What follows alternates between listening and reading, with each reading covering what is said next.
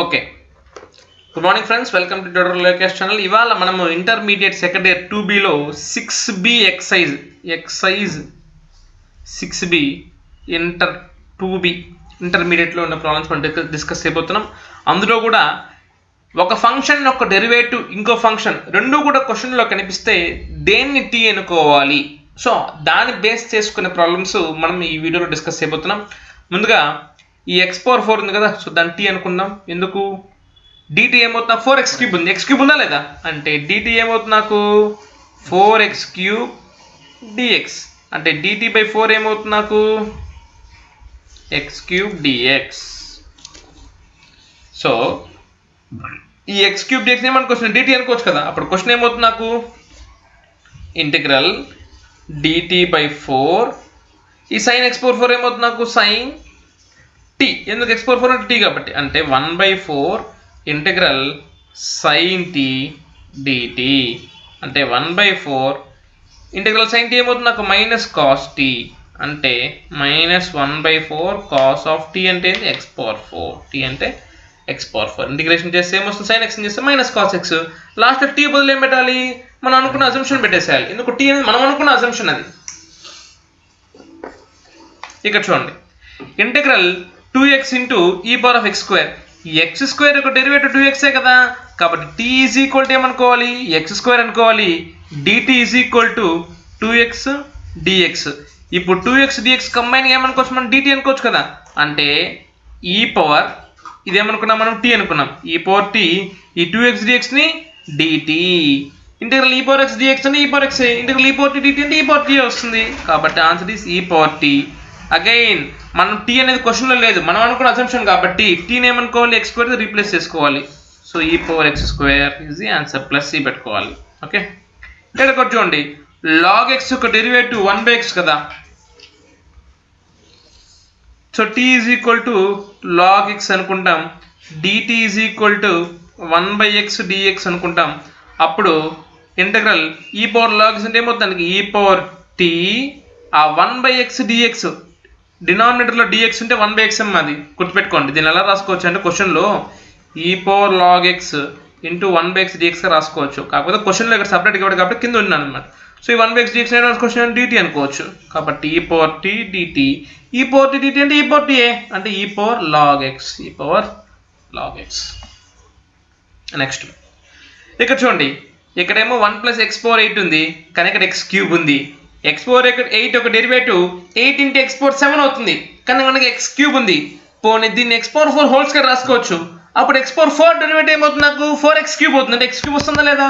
కాబట్టి ఫస్ట్ క్వశ్చన్ని రాసుకోవడం ఇంపార్టెంట్. మనకు అనుగుణంగా 2x³ / 1 + x⁴4 whole square dx. ఇప్పుడు t is equal to x⁴4 అనుకోవచ్చు, dt is equal to 4x³ dx, 4x³ dx dt అనేది. అప్పుడు ఈ dt/4 ఏమవుతుంది నాకు, dt/4 ఏమవుతుంది x³ dx. So question can be written as, అటు ముందు రాసుకోండి, ఈ x³ dx ఎట్లా రాసుకోవచ్చు, నేను dt/4 రాసుకోవచ్చు కదా. సో dt/4 ఇక్కడ రాసుకుంటాను, 1 + t². ఎందుకు t అంటే x⁴4 కాబట్టి t². So 1/2 integral 1/1 + t² dt. 1/1 + x² dx అంటే tan 1 x. ఇంటిగ్రేషన్ గుర్తుపెట్టుకోండి, ఇంటిగ్రల్ ఆఫ్ 1/1 + x² అంటే tan 1 x. ఇంటిగ్రల్ ఆఫ్ 1/1 + తీసుకుని tan 1 t అంటే 1/2 tan 1 t అంటే 1/2 tan 1 t అంటే ఏంది ఇక్కడ x⁴4. ఓకే, ఇది ఆన్సర్. ఇక్కడ కూడా చూడండి, ఇక్కడేమో x³ ఉంది, x⁴6 ఉంది, ఇక్కడేమో x² ఉంది.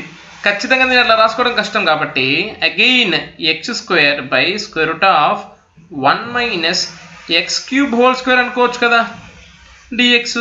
అప్పుడు t is equal to x³ అనుకుందాం, dt ఈజ్ ఈక్వల్ టు ఏమొస్తుంది నాకు 3x² dx.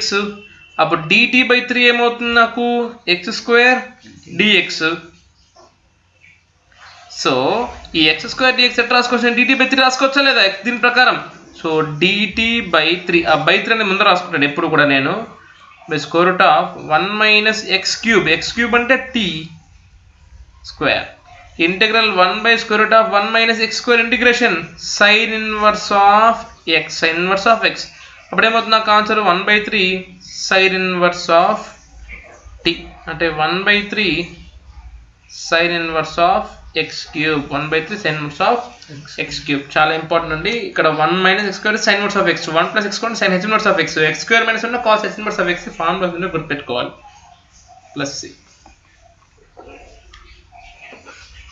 ఇది కూడా చూడండి x⁴8 ఉంది x⁴8 ఉంది అగైన్ x⁴18 ఒక డెరివేటివ్ 18 ఇంటూ x⁴17 వస్తుంది కానీ మనకి 8 ఉంది కాబట్టి దీన్ని 9 స్క్వేర్ రాసుకోవచ్చు కదా.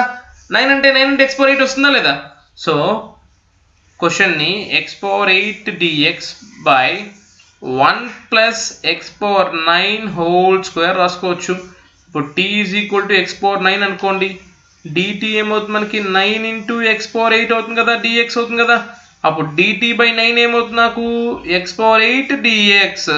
సో ఇచ్చిన క్వశ్చన్ ఎట్లా రాసుకోవచ్చు నేను integral 1/9 dt by 1 plus T square again 1/1 plus T square integration ఏమవుతుంది tan inverse of tea.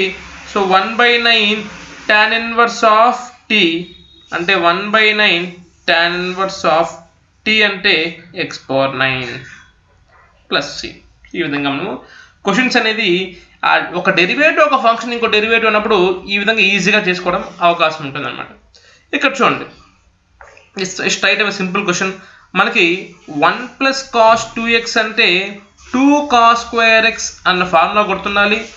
1 minus cos 2x అంటే 2 సైన్ స్క్వేర్ ఎక్స్ అన్న ఫార్ములా గుర్తుండాలి. రెండు గుర్తుండాలి. 1 ప్లస్ కాస్ 2x అంటే 2 cos square X 1 minus cos 2x అంటే 2 sine square X. అప్పుడు integral √1 plus cos 2x అంటే ఎట్లా రాసుకోవచ్చు 2 కాస్ స్క్వేర్ ఎక్స్ అంటే దీని integral √2 into root of cos square x రాసుకోవచ్చు. So square root cancel. So √2 into integral cos x dx. Integral cos x ఏమవుతుందండి మనకి sine x. So √2 sine x plus c ఈ విధంగా రాసుకోవచ్చు మనం. సో నెక్స్ట్ క్వశ్చన్ చూడండి ఇక్కడేమో secant x by secant x plus tan x 39th question number అన్నిటికీ రాస్తున్నాను చెక్ చేసుకోండి.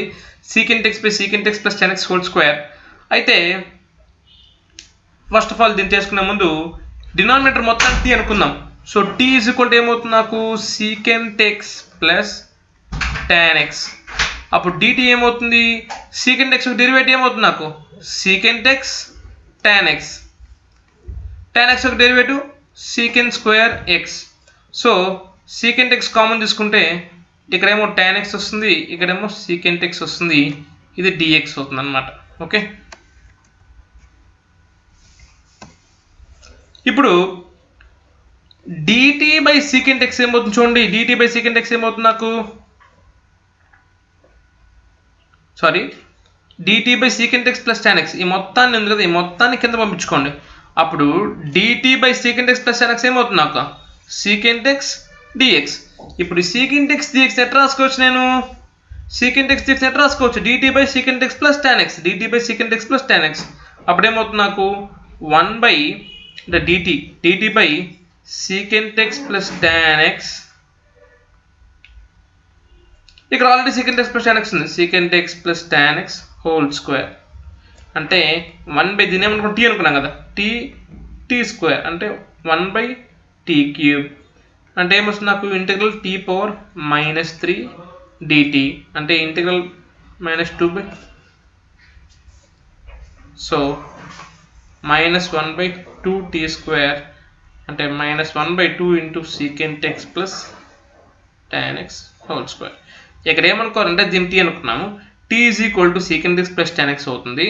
అప్పుడు dt ఏమవుతుంది నాకు secant x చేసి secant x tan x వస్తుంది tan x చేసి secant స్క్వేర్ x వస్తుంది. సో secant x కామన్ తీసుకుంటే ఇక్కడేమో tan x ఇక్కడ ఒక secant x. సో ఈ మొత్తాన్ని కింద పంపించుకుంటే secant x dx మాత్రం మిగులుతుంది ఎందుకంటే క్వశ్చన్లో మనకి ఏముందో దాని తగ్గట్టు మనం చూసుకోవాలి. సో ఇక్కడ dt అవుతుంది ఆల్రెడీ ఇది ఒకటి వస్తుంది ఆల్రెడీ ఉన్నది ఇక్కడ స్క్వేర్ వస్తుంది. సో t³ వస్తుంది మనకి t³ అంటే t⁻²/2 కాబట్టి ఆ విధంగా ఇంటిగ్రేషన్ చేసుకుంటే ఆన్సర్ వస్తుంది right. Thank you. Remaining questions అన్ని మరొక వీడియోలో మనం చేద్దాం. అంతవరకు సెలవు. Thank you. ట్యూటర్ లోకేష్.